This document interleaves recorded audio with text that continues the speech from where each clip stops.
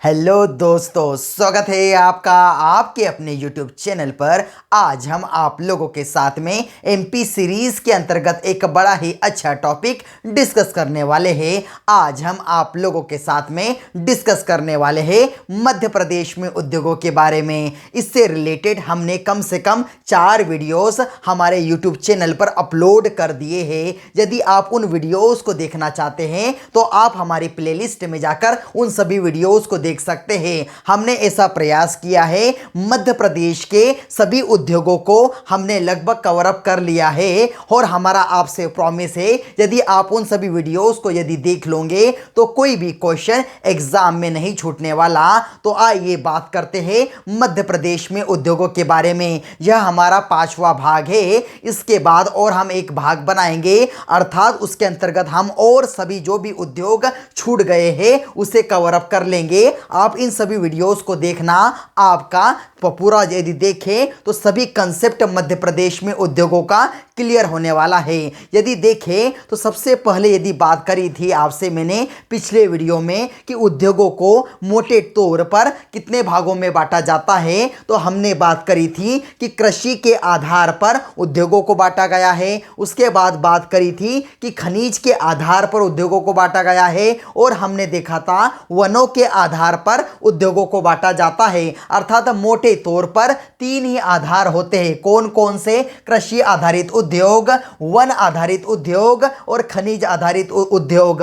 यदि हमने last video के अंतर्गत हमारे वन आधारित उद्योगों के बारे में बात कर ली है, और हमने उसके पहले वाले वीडियो में कृषि आधारित उद्योगों की भी बात कर ली है। आज इस वीडियो के माध्यम से मैं आप लोगों के साथ में चर्चा करने वाला हूं खनिज आधारित उद्योगों की। बड़े ही महत्वपूर्ण उद्योग हमें देखने के लिए मिलते हैं, खनिज आधारित उद्योग। और मेरा आपसे प्रॉमिस है, आपको सभी उद्योग समझ में आएंगे और यही से कई सारे क्वेश्चन एग्जाम में जरूर देखने के लिए मिलते हैं। तो वीडियो के साथ अंत में बने रहिए, आपको कई सारी जानकारी इस वीडियो के माध्यम से मैं देने वाला हूं। यदि बात करें कि खनिज आधारित उद्योगों के अंतर्गत सबसे बड़ा और सबसे महत्वपूर्ण उद्योग कौन सा हो जाता है, तो याद रखना खनिज आधारित उद्योगों के अंतर्गत सबसे महत्वपूर्ण उद्योग हमें देखने के लिए मिलता है कौन सा? तो सीमेंट उद्योग। यदि बात करें कि वर्तमान में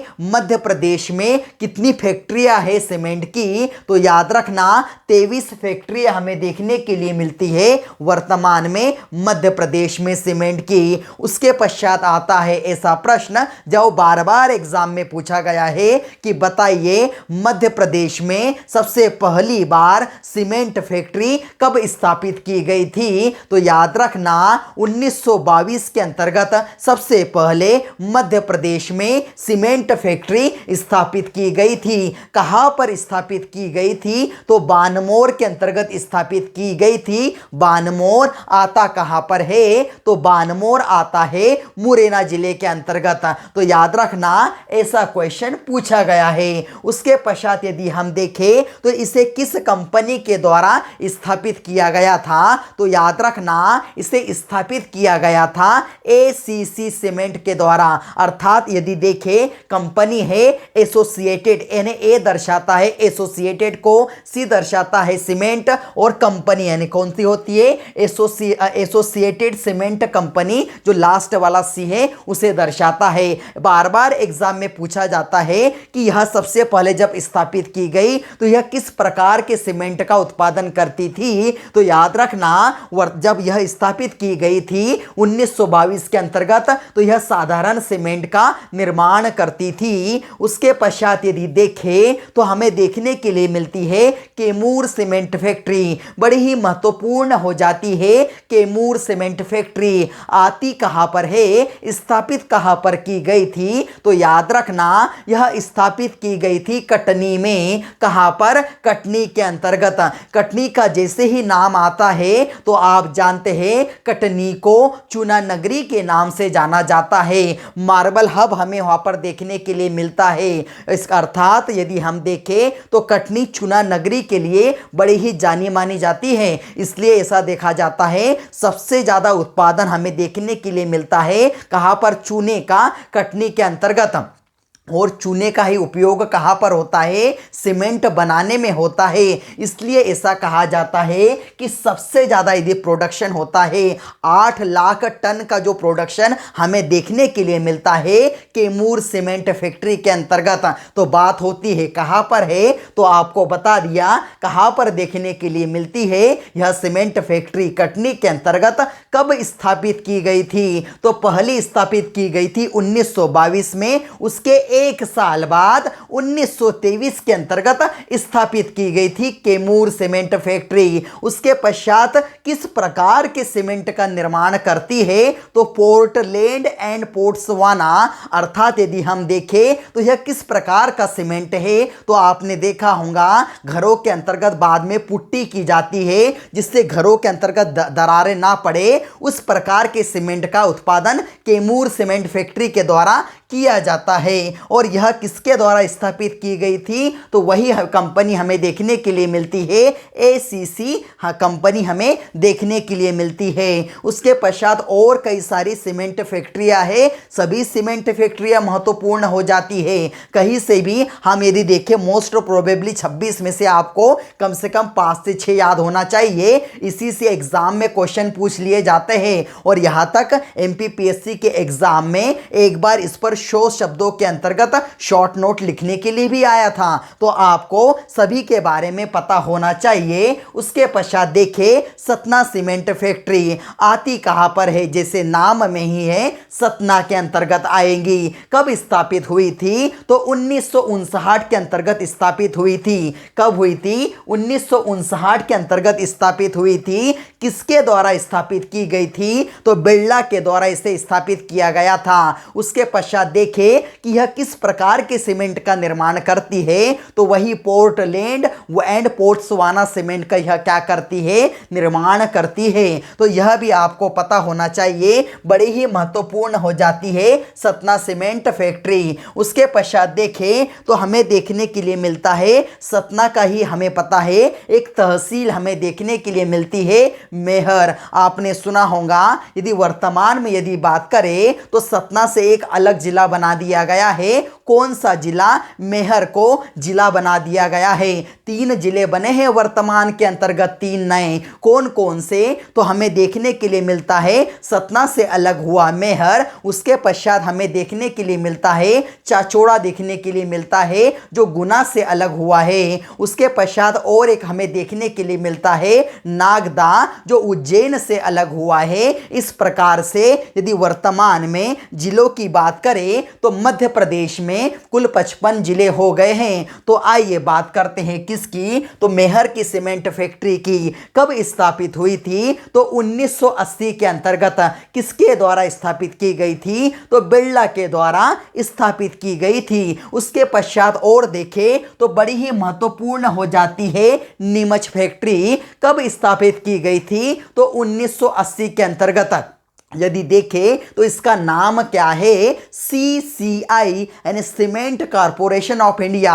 इसलिए महत्वपूर्ण हो जाती है, यह केंद्र सरकार के द्वारा स्थापित हो गई थी। और यह यदि देखें तो वर्तमान में सुर्खियों में बनी हुई है नीमच फैक्ट्री। यदि सीमेंट वाली है, यह बनी हुई है क्योंकि ऐसा कहा जा रहा है इस सीमेंट फैक्ट्री को बेचने की बात चल रही है। तो याद रखना, नीमच फैक्ट्री कब 1980 में स्थापित हुई थी। और यदि देखें तो सीमेंट कॉरपोरेशन ऑफ इंडिया के द्वारा, अर्थात केंद्र सरकार के द्वारा इसे स्थापित किया गया था।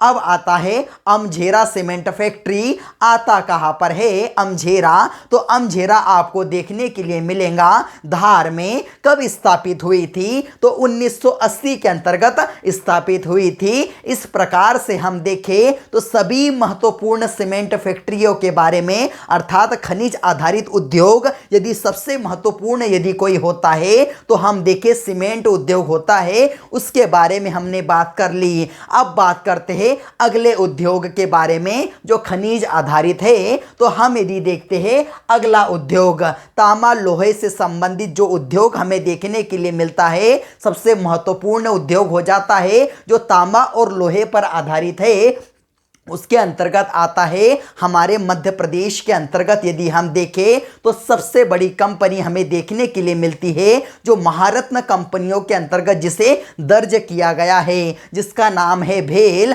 अर्थात भारत हेवी इलेक्ट्रिकल्स कंपनी अर्थात होता है लिमिटेड होता है भारत हेवी और ई से इलेक्ट्रिकल्स एल होता है लिमिटेड।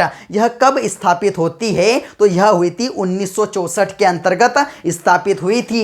किस कौन से देश की सहायता से स्थापित हुई थी तो ब्रिटेन की सहायता से इसे स्थापित किया गया था। यह कंपनी करती क्या है तो याद रखना जैसे नाम में ही है हेवी इलेक्ट्रिकल्स अर्थात बिजली के भारी उपकरण बनाती है और भारी उपकरण के अंतर्गत यदि हम देखें तो ट्रांसफार्मर बनाती है, विद्युत मोटर बनाती है, जो टर्बाइनर होते हैं वह बनाती है। अब देखिए हमने इसके अंतर्गत लिखा है तांबा और लोहा, तो तांबा और लोहा क्यों महत्वपूर्ण हो जाता है तो तांबा और लोहा इसलिए महत्वपूर्ण हो जाता है क्योंकि हमें देखने के लिए मिलता है तांबा जो यूज होता है उसकी कॉइन आती है, कहाँ पर ट्रांसफार्मर के अंतर्गत आती है, उसकी क्या कॉइल हमें देखने के लिए मिलती है। किसकी कॉइल कॉपर की अर्थात तांबे की कॉइल आती है। और हम जानते हैं जो ट्रांसफार्मर बना होता है वह अच्छी क्वालिटी के लोहे से बना होता है, इसलिए हमने क्या किया तांबा और लोहा उद्योगों को हमने किसमें इन्वॉल्व कर लिया, इस कंपनी के लिए भेल कंपनी के लिए भारत हेवी इलेक्ट्रिकल्स लिमिटेड के लिए इसे हमने इसके अंतर्गत इसका यूज कर लिया।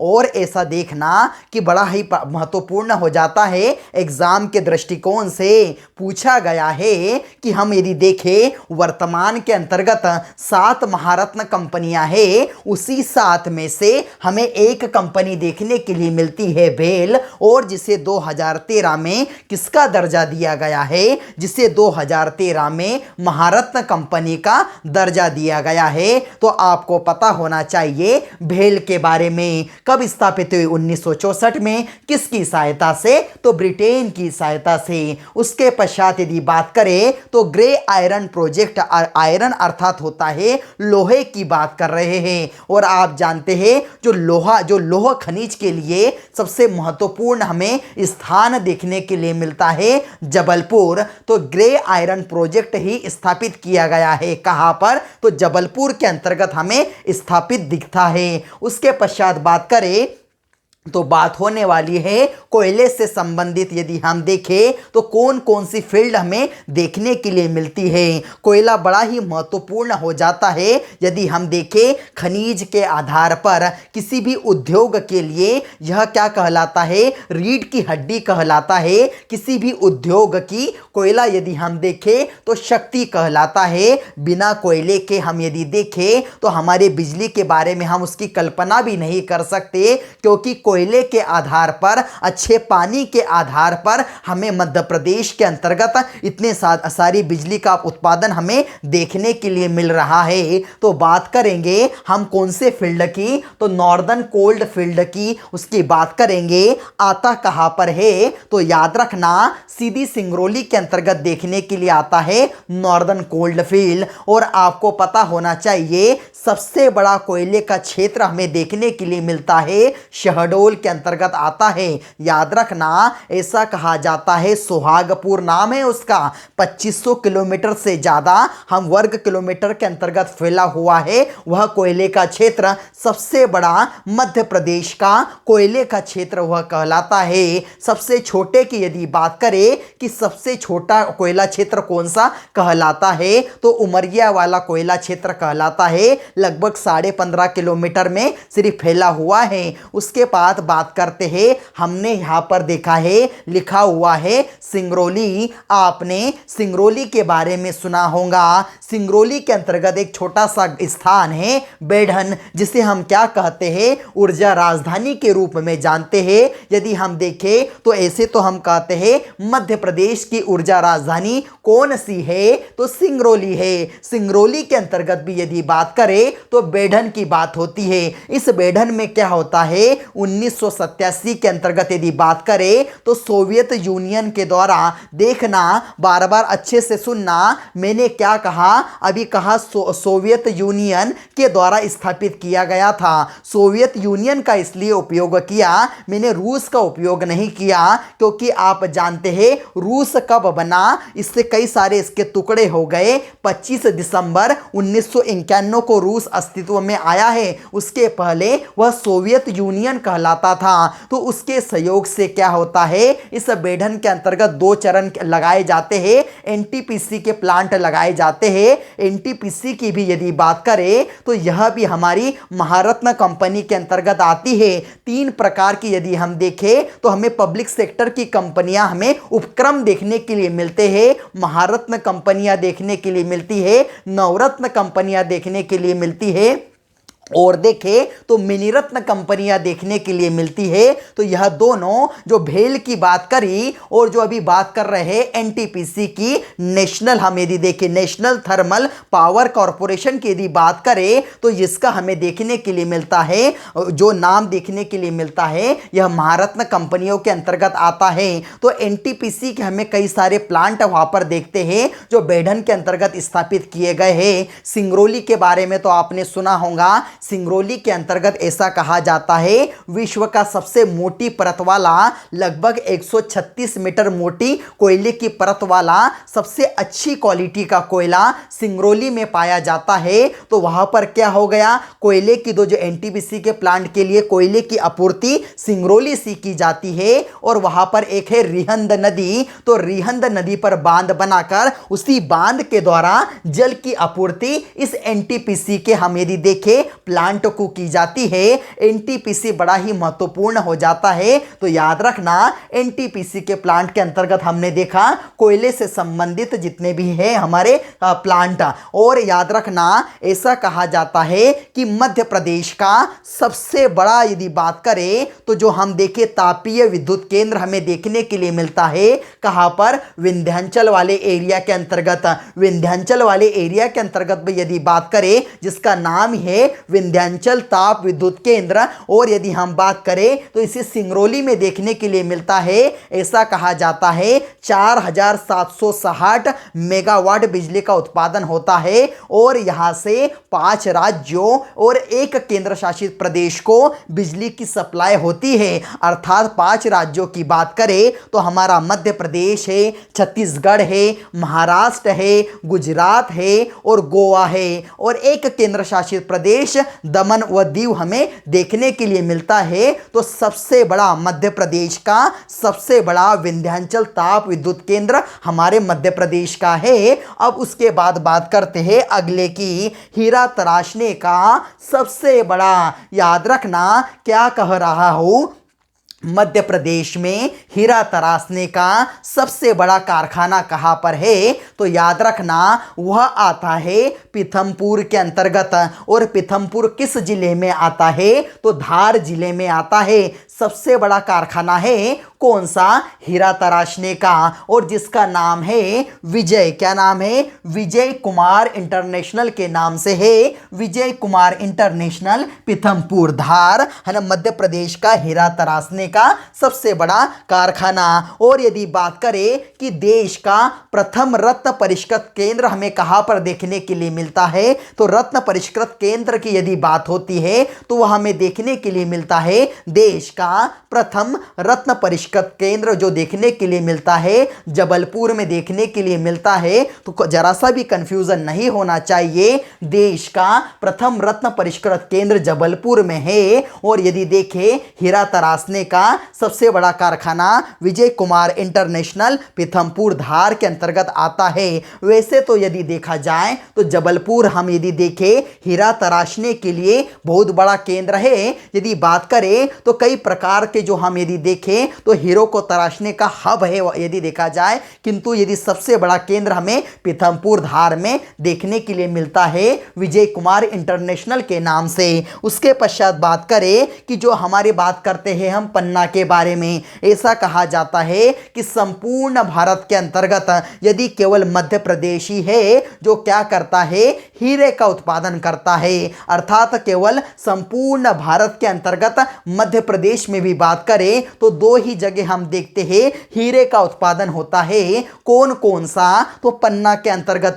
पन्ना के अंतर्गत भी एक बड़ी ही महत्वपूर्ण खदान है मछगवा या मछगांव खदान। और यदि बात करें उसी से जो सटा हुआ है छतरपुर, तो छतरपुर के अंतर्गत हमें अंगोरा खदान देखने के लिए मिलती है। बड़ी ही महत्वपूर्ण खदानें हैं। ऐसा कहा जाता है इन्हीं खदानों के कारण जो अभी वर्तमान के अंतर्गत जो हम देखें छतरपुर के अंगोरा के अंतर्गत जो खदान मिली हुई है, उससे हम देखें कि एक कंपनी के द्वारा, ऑस्ट्रेलियन कंपनी के द्वारा खोजा गया है। इसे खोजने के पश्चात हम विश्व के टॉप 10 देशों के अंतर्गत आ गए हैं, यानी किसके उत्पादन में? हीरे के उत्पादन में। उसके पश्चात यदि बात कर रहे थे कि पन्ना में जो हीरे का उत्खनन कार्य जो किया जाता है किसके द्वारा किया जाता है? तो राष्ट्रीय खनिज विकास निगम के द्वारा। एग्जाम में पूछा गया है कि पन्ना में जो खनिज को निकालने का, उसको उत्खनन करने का जो कार्य किया जाता है किसके द्वारा किया जाता है? तो राष्ट्रीय खनिज विकास निगम के द्वारा यह कार्य किया जाता है। उसके पश्चात यदि बात करें तो एक बड़ा ही महत्वपूर्ण हो जाता है एक और स्थान। कौन सा स्थान? तो एक स्थान हमें देखने के लिए मिलता है बालाघाट में। बालाघाट के अंतर्गत यदि बात करें तो बालाघाट को हम मैंगनीज नगरी के नाम से जानते हैं। बालाघाट को हम तांबा नगरी के नाम से जानते हैं। तांबा नगरी की यदि बात करें तो उसके अंतर्गत भी हमें देखने के लिए मिलता है मलाजखंड। ऐसा कहा जाता है कि 50% से ज़्यादा हम तांबे का उत्पादन हम स्वयं मध्य प्रदेश करता है। और वहाँ पर जो तांबे का उत्खनन करने का कार्य कौन करता है? हिंदुस्तान कॉपर लिमिटेड, जो 1972 से यह कार्य कर रही है। यह भी एक बार पूछा गया है कि मलाजखंड के अंतर्गत तांबे का उत्खनन कौन सी कंपनी करती है? तो हिंदुस्तान कॉपर लिमिटेड 1972 से यह कार्य कर रही है। उसके पश्चात देखें हम कि रॉक फॉस्फेट, आपने सुना होगा रॉक फॉस्फेट का उपयोग काय में होता है? तो रॉक फॉस्फेट का जो उपयोग होता है वह उर्वरक बनाने में होता है। और आपको पता होना चाहिए कि रॉक फॉस्फेट का सबसे ज़्यादा उत्पादन कहाँ पर होता है? तो रॉक फॉस्फेट का सबसे ज़्यादा उत्पादन हमें देखने के लिए मिलता है झाबुआ के अंतर्गत। हमने खनिज से रिलेटेड एक बड़ा ही अच्छा वीडियो यहाँ पर हमारे चैनल पर अपलोड कर दिया है। यदि आप उसे देखोगे तो आपको मध्य प्रदेश के सभी खनिजों की जानकारी मिल जाएंगी। उसको मैंने बड़ी ही अच्छी ट्रिक से और बड़े ही व्यवस्थित ढंग से एक नक्शे के माध्यम से सभी वहां पर जानकारी जुटाई हुई है। आप वह वीडियो देखना, मेरा आपसे प्रॉमिस है आपको वह वीडियो देखने के पश्चात मध्य प्रदेश के खनिजों से रिलेटेड कोई भी प्रॉब्लम नहीं होने वाली। तो बात कर रहे थे रॉक फॉस्फेट की। रॉक फॉस्फेट का उपयोग काय में होता है? तो उर्वरक बनाने में होता है। और बात करें तो हमें सबसे बड़ा उर्वरक यदि बात करें कारखाना कहां पर देखने के लिए मिलता है? तो विजयपुर या कहीं कहीं विजयनगर भी देखने के लिए मिलता है। विजयपुर या विजयनगर आता कहां पर है? तो गुना के अंतर्गत आता है। नेशनल फर्टिलाइजर्स के नाम से है, नेशनल फर्टिलाइजर कारखाना। और ऐसा कहा जाता है कि 1984 के अंतर्गत जो हमारा देखे USA, United states of America and Italy के सहयोग से यह उर्वरक कारखाना क्या किया गया है? स्थापित किया गया है। और अच्छे क्वालिटी का उर्वरक का उत्पादन हमारे मध्य प्रदेश में विजयपुर, गुना के अंतर्गत होता है। और यदि बात करें इसी से आधारित एक उद्योग हमें देखने के लिए मिलता है। कौन सा उद्योग? शायद आपको नीचे नहीं दिख रहा होगा, तो चीनी मिट्टी वाला उद्योग। चीनी मिट्टी का सबसे ज्यादा उत्पादन हमें देखने के लिए मिलता है रीवा के अंतर्गत होता है सबसे ज्यादा चीनी मिट्टी का उपयोग। उसके पश्चात यदि बात करें कि चीनी मिट्टी से जो खिलौने वगैरह बनाने का जो कार्य होता है सबसे ज्यादा हमें देखने के लिए मिलता है कटनी और जबलपुर के अंतर्गत। तो यह था हमारा आज का वीडियो मध्य प्रदेश में उद्योगों का भाग 5। यदि आप इसका एक स्क्रीनशॉट भी लेकर रख सकते हैं और यदि आप लोगों को हमारा यह वीडियो अच्छा लगा हो तो इस वीडियो को ज़्यादा से ज़्यादा लाइक कीजिए, अपने दोस्तों के साथ शेयर कीजिए और हाँ, सब्सक्राइब जरूर कीजिए, जिससे क्या हो सके आप लोगों को हमारी आने वाली नोटिफिकेशन प्रॉपर वे में मिल सके। जय हिंद।